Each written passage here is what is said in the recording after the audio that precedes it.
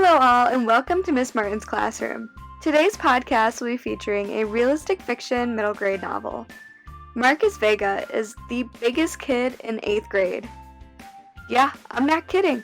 He is 6 feet tall, he weighs 180 pounds, and he even has a mustache.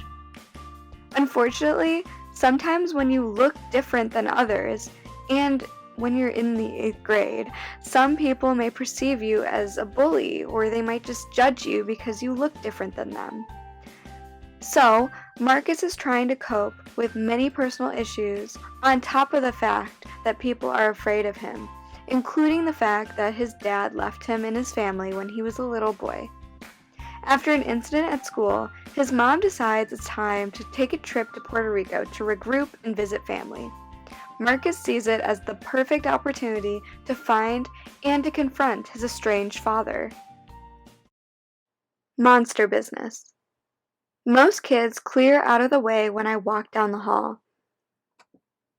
They're like campers in a forest who spot a grizzly and scramble up the tree to hide, or in this case, climb into a locker. I've been called the mastodon of Montgomery Middle, the Springfield skyscraper, the moving mountain, the terrible tower, you get the idea.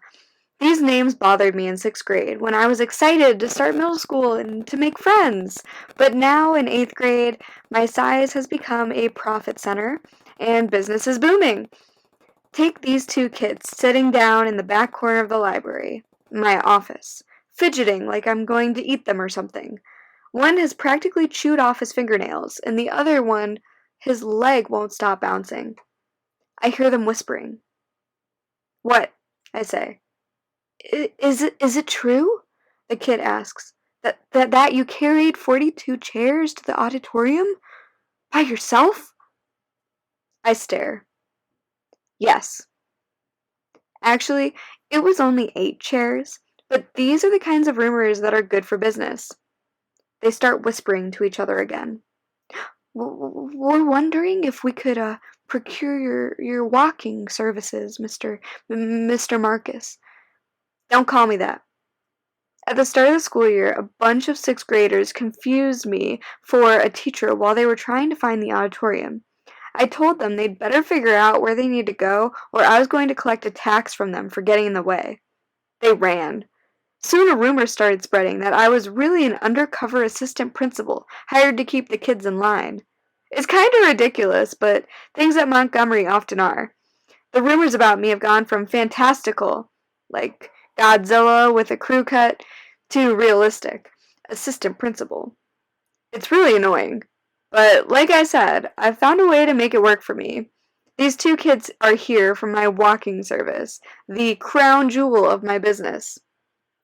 $5 a week to walk each of you to school, I say, and $5 to get you home. Your total invoice is $10 per week. Each of us? The kids seem surprised. I could walk you halfway for half the price. They look at each other a moment. That's my blue plate special, I say. No, we'll take the whole service. Thank you. Where do you live? I live on Maple and Vine, one kid says. The other kid chimes in with, I'm on Vine and North Cherry Hill Drive. I already walk 4 other kids who live in the Cherry Hill neighborhood, so 2 more isn't a big deal. I can't charge them more than $10 or parents will start to wonder. The way I see it, it's a win-win for everyone. I'm making some money, and these kids are getting protection from bullying on their walks to and from school. I'm doing a service. People pay for bodyguards all the time. That's what I am to these kids. A big, bad bodyguard. Hey, I tell them before they run off to class. There's a deposit, $5 each. I always take a deposit for my services. It's like insurance money. They both pull out 5s and hand them over to me. Then they quickly get out of my office. Most of my business transactions happen in the small cubicle located behind a shelf at the far end of the library. The school librarian lets me hang there whenever I want. I usually take a stack of books to read while I wait for my clients. In exchange for the office space, I help the librarian shelve books. I carefully fold the cash into my pocket and pull out my business spiral from my backpack to write down the names of my new clients. I check my cell phone storage tab before I close it. I need to pick up the slack on that. I've only collected 2 cell phones today. That's just $3. Here at Montgomery, there is 0 cell phone use during school hours. Kids were getting their phones stolen and or thrown into the lunchtime garbage can by older kids. Trust me, you don't want your cell phone tossed in there. I don't even put my own garbage in there. Besides all of that, Principal Jenkins said students were spending too much time texting or using social media. Some parents cheered Principal Jenkins' decision, others not so much. In the end, a compromise was made. Kids could have a cell phone in their lockers, but were not permitted to carry them around, and they definitely could not have them in class. Around mid-September, 2 7th graders bumped into me because they were texting each other while walking to class. They tried to apologize, but I saw an opportunity. I decided to take their phones and charge them a storage fee until school got out. I let them come to my locker, send a text or two, then return their phones until they left school. I've collected phones 127 times since school started. That's almost $200. I look at another tab in my portfolio. Garbage tax collection, year 2, week 25, equals $2. Business is way down.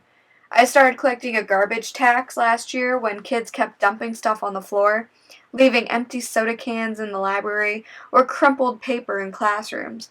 It became so bad, Principal Jenkins said he would give detention to any student caught littering on school grounds. That's how the garbage tax was born. The idea came to me when I was sitting in my office and I heard a couple of kids chatting. I stood and peeked over the shelves to find a boy and a girl had sneaked 2 sodas into the library. They finished, left the cans on a shelf, and took a few books back to the circulation desk. I walked over, grabbed the evidence, and waited for them outside. The girl was surprised to see me standing there. She stepped back and tried to smile. "Hi," she said. I showed them the cans. "Know what this means?" I asked. The girl looked worried. "Please don't tell," she said. "My parents will kill me if I get detention." "We can pay you," the boy blurted out. "How much?" I said.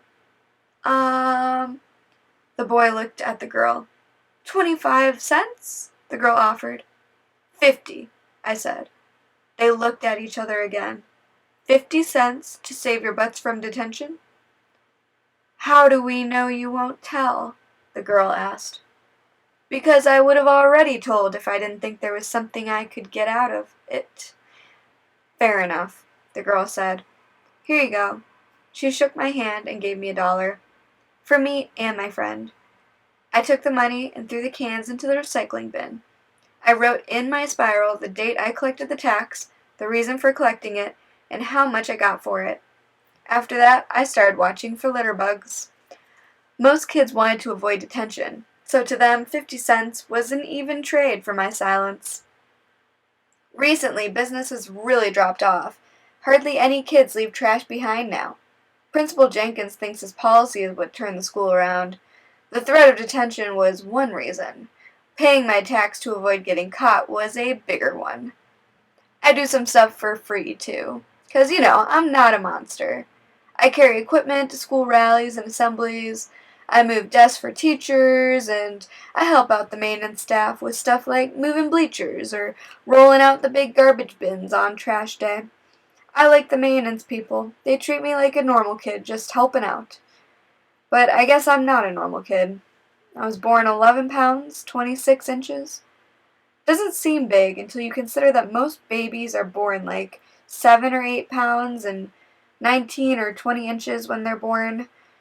You get the idea. I was a big infant. 97th percentile big. While most kids just stare, the only kid who never misses a chance to tell me I'm not normal is Stephen Hobart. Stephen pronounces his name like he's French, but his family's from Springfield, and I know for a fact he's never been to France. His mom is the head of the Parents Association. She doesn't like students who stand out for all the wrong reasons. Stephen has a crew. I've seen them pick on kids. Sixth graders are especially afraid of him, in a different way than they are afraid of me. They don't want to get on his bad side. He draws pictures of people he doesn't like and sneaks them into their backpacks and lockers. I caught him once putting one of his masterpieces inside a girl's backpack. At lunch later that day, the girl was crying with her friends as she showed them the drawing. I happened to see it as I walked to a lunch table. Stephen drew her like a stick figure with a big round head, bulging eyes, short hair, and a tie. Above the drawing he wrote, "Is it a boy or a girl?" Stephen uses words like someone throwing punches. Only it's nearly impossible to find the bruises. He's never been caught. I didn't collect garbage tax or cell phone storage fees from Stephen. I've thought long and hard about it. Sure, he had made a monster out of me by spreading rumors and just being his terrible self, but in a way, he's responsible for my biggest source of income, keeping kids away from him. So, Marcus begins his journey of self-discovery, a series of misadventures that take him all over Puerto Rico in search of his mysterious and hard-to-find namesake. Marcus doesn't know if he'll ever find his father, or what answers might come of this journey, but what he ultimately discovers will change his life. And he even learns a bit of Spanish along the way in Marcus Vega Doesn't Speak Spanish by Pablo Cortea. This is truly a novel you can simply sink your teeth into. Don't forget to like and subscribe. Also check out my hashtag MSMReadyToRead and follow me on Instagram at ms_martins_class for more new books and fun lessons that are sure to engage you and your kiddos. Be sure to tune in next week for my next Book Talk Tuesday podcast, and please comment below if you've read this book or another book by the author. Thanks for watching!